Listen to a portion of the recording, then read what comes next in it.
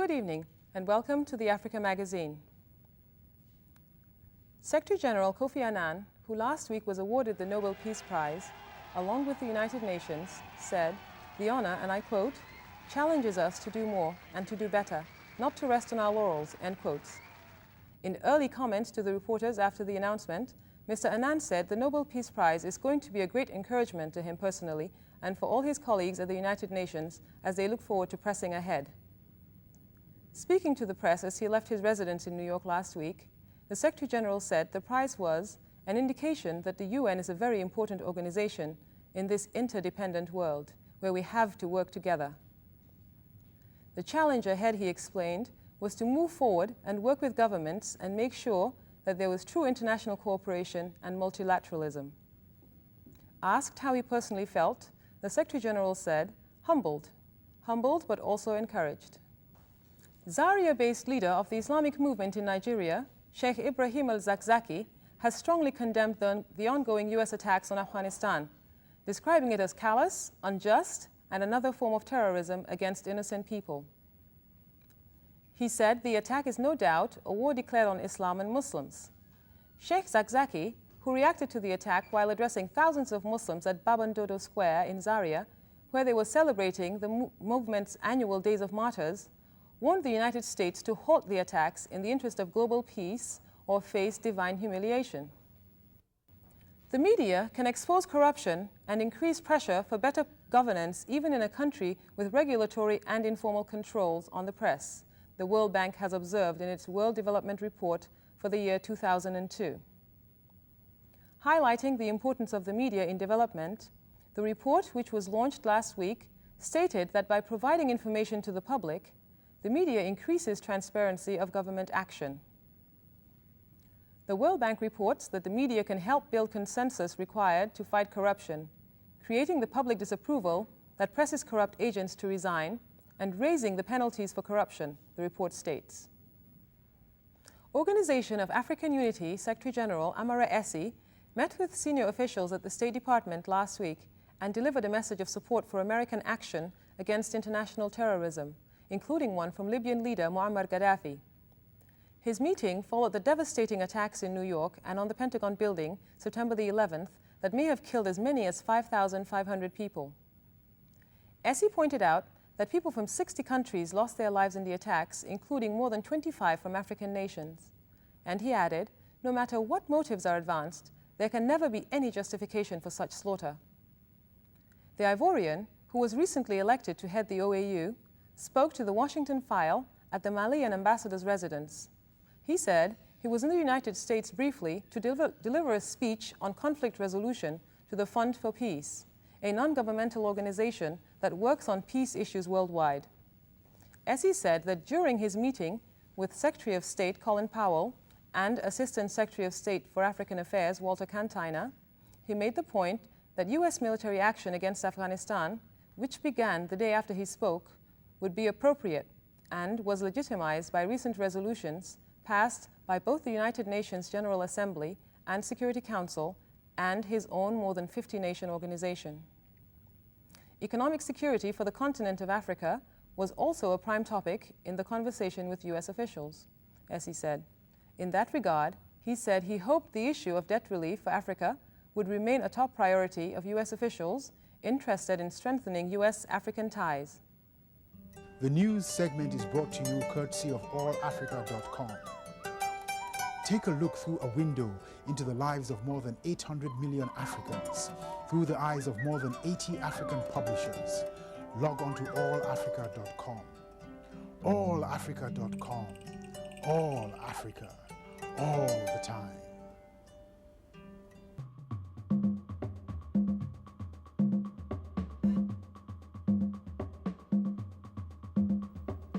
Good evening and welcome to this week's broadcast of Africa Watch, a segment of African Magazine.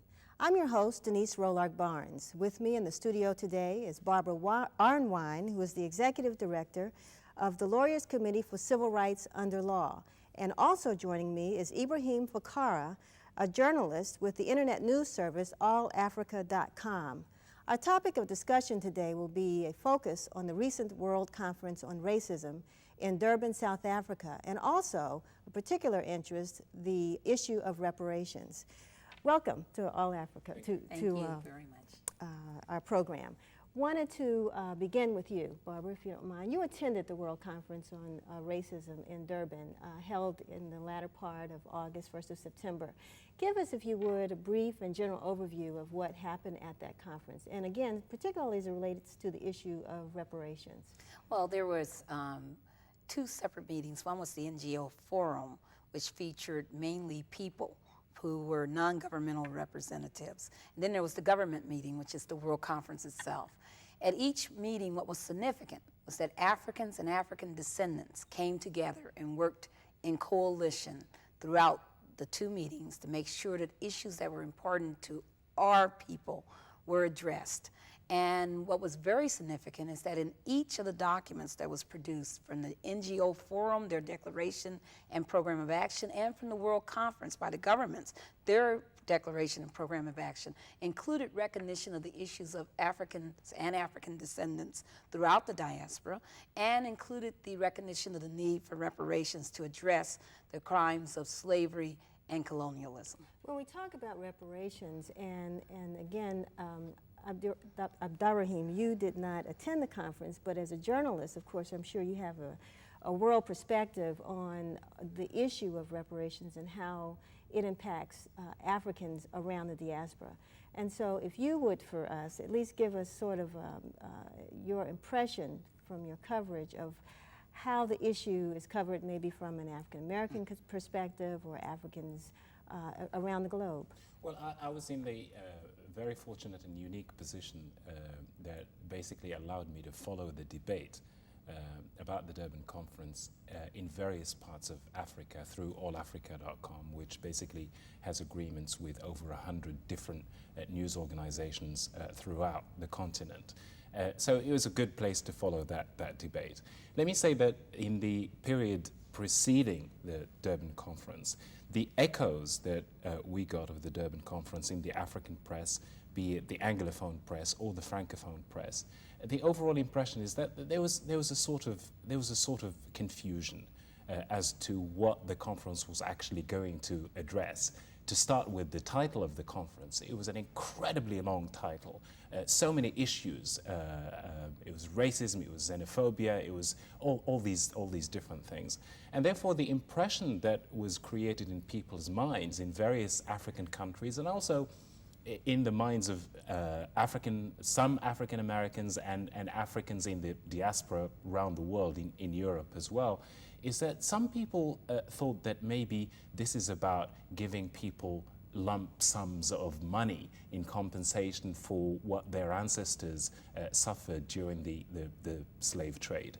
And then at one point we got people like President Obasanjo of Nigeria and President Abdoulaye Wade of Senegal saying, guys, this is not about compensation. This is not necessarily about material compensation. This is not about giving people money. Suffice it to say that the two men had drawn up initiatives. Abdoulaye Wade drew up a development initiative for Africa. There was another initiative by Obasanjo and Thabo Mbeki of South Africa.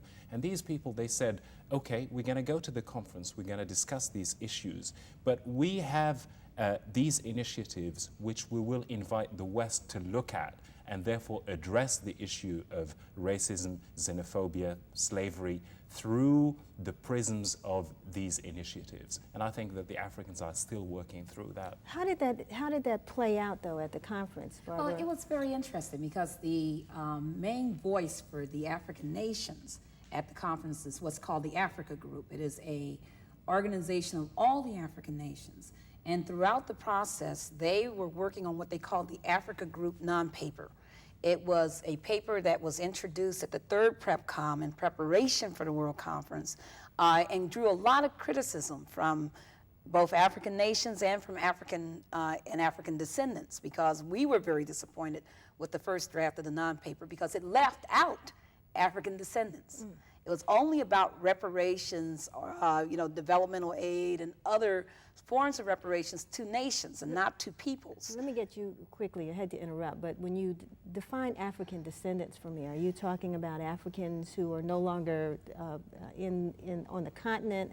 Yes. Define it for me, if you will. African descendants are people of African heritage whose descendants are from Africa but may reside in everywhere. And it turned out that we had representatives in the Africans and African Descendants Caucus who were from Brazil, Ecuador, Colombia, Belize, Paraguay, Barbados, Trinidad, people from Haiti, people from the United States, people from Mexico, people from Canada, people from Norway, Switzerland, Netherlands, United Kingdom, you name it.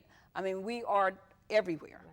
And it was very interesting because basically what people don't realize is that there were 3 slave trades in this world. There was the transatlantic slave trade, which has been the focus of the African and African Descendants Caucus, but there was also a trans-Indian Ocean slave trade, and there was a trans-Saharan slave trade. So we actually met people who were from Madagascar, for example, or from other places who said we are also African descendants. So there was some very interesting, very intense dialogues about how do we all come together across 4 different languages. Think about it, French, Portuguese, Spanish, English, and across all many kinds of cultures, many kinds of different heritages, to come to one agreement on what we wanted. So it was a very, very important process, and what I thought was very important was that the African and African descendant NGOs, meaning the organizations, were able to work with the governments together. Abdurrahim raised the issue of payment. Yes. Of money. I know that in the issue in the United States, that's where the conversation sort of gets locked, because people are saying, how do you pay reparations, in what shape, form, or fashion? What are some of the, and I think we started talking about that, but what are some of the means of reparations that have been discussed that have either been looked at as viable alternatives or rejected totally? Well, the funny thing is that everyone thinks it's a check. Everybody thinks that you're going to look up and there's going to be a check in the mail that says you're entitled to this check because your parents or foreparents were, somebody in your family was a slave or otherwise was punished.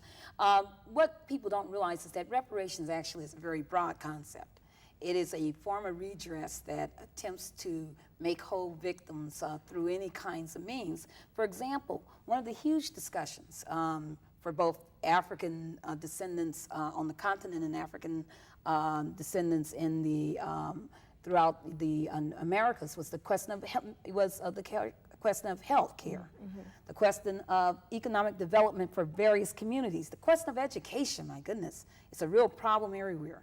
But at the same time, questions regarding, how do we redress mental health problems, not only of the descendants in Africa, but also the majority populations whose mental health is really distorted by notions of racism. So there were, serious discussions, what kind of economic development do you do that can be broad enough? In fact, in the final document that was adopted by the World Conference, one of the reparation provisions actually says that for the African nations was that they wanted a stop of the flow of firearms into their country as a form of reparations. So people don't think about how broad this subject is and how immense it is, because the easy way to dismiss reparations is to say a check and then laugh. Yeah. And Abdurrahim, when you talk about who should be responsible, what are people talking about? What are nations talking about? Well, obviously that's an ongoing debate. I mean, if you read any of the African press, for example, people are still trying to come to terms with who should be held accountable. I think there's a majority of people who obviously seem to say, well, look, the Portuguese, the Spanish, the French, and the English, and the Dutch were heavily involved in the slave trade, and therefore they should be held accountable. There's even a strain of thought within Africa which says, well, it's all good and well. I mean, those countries were heavily involved in the slave trade. There are others who were also involved. There are The Arabs were involved in the slave trade. The Africans themselves were involved in the slave trade in the sense that they facilitated it. There's a third trend of thought which says, wait a minute, okay, the Europeans were involved. That's one thing. For the Arabs and the Africans to be associated with this, there are nuances here. And I think that's, you were in Durban, I think that's what made the issue of Zionism at the conference in Durban a little bit tricky, because a lot of these people who were saying that the Arabs and the Africans should be held accountable as well, we were saying, well, wait a minute, this conference is about racism and reparation, and then these guys, they've come and they're trying to push through their agenda about Zionism and wanting Israel to be branded a racist state. So that created all sorts of tensions, which I think at the end obviously were reflected in the final document. Yes. The Europeans obviously opposed the idea of financial reparations, and they said, okay, we'll say we are sorry for what we did during the slave trade, as long as that does not hold us legally accountable for what we did during the slave trade. And I think that debate is still going on now, and it's intensifying, if anything, in Africa at least. Well, what's important is that the actual final document punts these questions in a very interesting way. For example, in order to have legal liability, you must recognize that something was a crime against humanity. So what the document actually says is that slavery, especially the transatlantic slave trade, is a crime against humanity, and was a crime against humanity, may have been a crime against humanity in the past. So it kind of punts it. You know, it says it could have been, so it leaves it to the courts to really argue about that. Then it goes on to talk about colonialism as a tragedy. And it talks about reparations as being something that the world community should have responsibility for, but nothing about targeting nations such as the United Kingdoms, United States, and others who were active participants in the slave trade. So there are punts, but what's very important though is that this is the first time in the history of mankind that the nations of the world have come forth and said these were in fact tragedies, crimes, and that people are entitled to some kind of compensation for it. Very big change intellectually and a change programmatically in the governments. And if you allow me, Denise, I just want to fix one more idea. I wouldn't try to interrupt. Go ahead. I just want to fix one more idea about what you said about how compensation should be administered. And Yes. you mentioned education, and you mentioned various other spheres. One of the biggest problems that at least Africa as a continent is facing now is the problem of AIDS. This is obviously a huge problem that both the people and the governments of Africa are trying to deal with. And part of the debate about racism that's still going on, as I said, in Africa, is in what way we could bring what happened at Durban and what would or might happen at subsequent similar conferences to bear on this issue of AIDS, which is hugely impeding the development of the continent. Another important aspect is education, and I just want to bring a personal touch to this debate. I was born and brought up in North Africa, in Morocco, and in many ways I am the product of an educational system which we inherited from the French. Now, that educational system is in many ways obviously responsible for the way my generation looks at the world. This is not something specific to Morocco. It happened everywhere in the continent, whether it had been colonized by the French or by the British. But basically, there was a whole generation that was brought up to think of its own history through the eyes of the colonizers. And I think that at some point, Africans want to set up mechanisms to address this issue. How can people who were either aggrieved through slavery or colonialism, how can they be helped to reappropriate their own sense of who they are, their own sense of their own identity?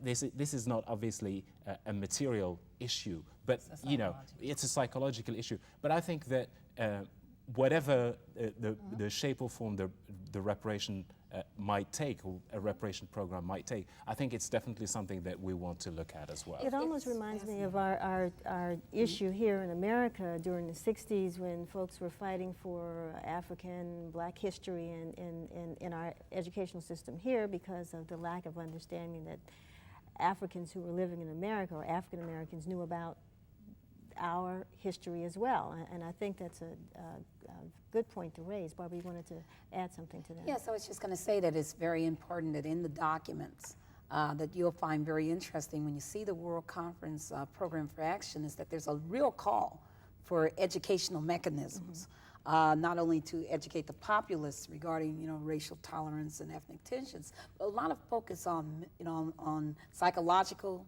health, understanding, correcting history. A lot of that's in there, and it's very significant that governments were pushing this. A lot of the nations of the world. But I also wanted to speak to one point really quickly about the shield that the focus around the Middle East conflict did give a lot of the nations. Because there's no doubt about it that issues of religious intolerance and issues of other kinds of ethnic and racial tensions did not receive as much attention as they should have because people were so tied up in fighting on, whose side is which in the Middle East. And I think that was a real tragedy because I think many nations were able to shield themselves from a lot of examination and a lot of language in the documents that would have gone to those problems. Denise, if I may just add one little thing to this Middle East issue. The tragic, or part of the tragedy of what happened at Durban is that not only none of the issues that were supposed to be discussed were discussed to, in the way they should really have been discussed. But they were overshadowed. Exactly. They were overshadowed.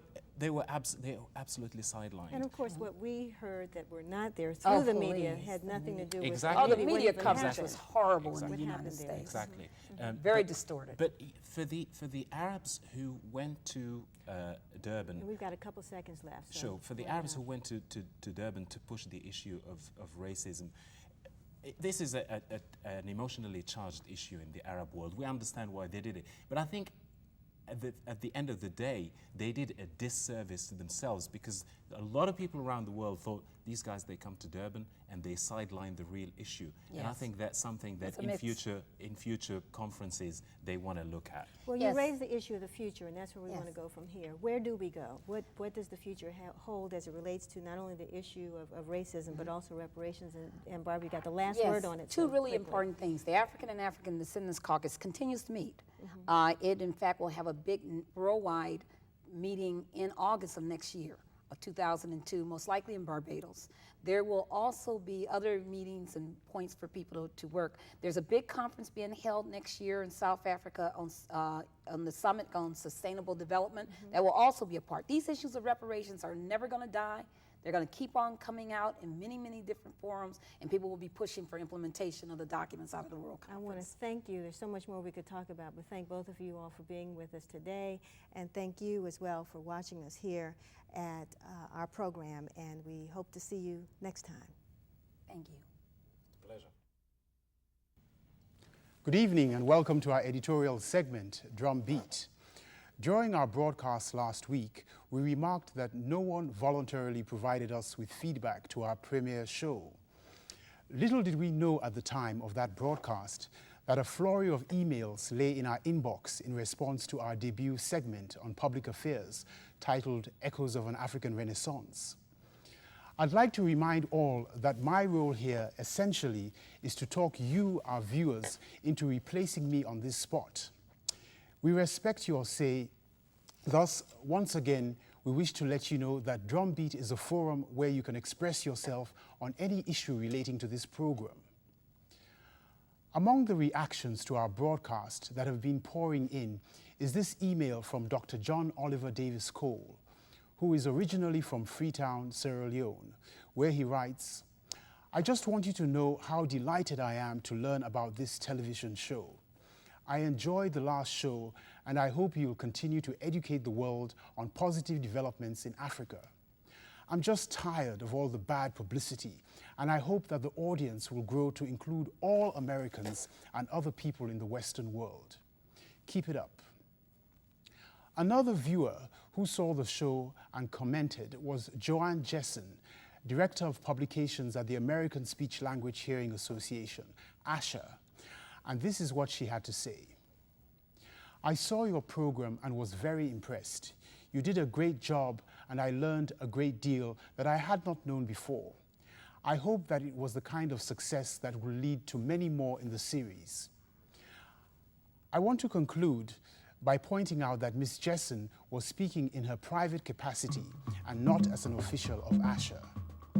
Stay tuned next week for another episode of the African Magazine.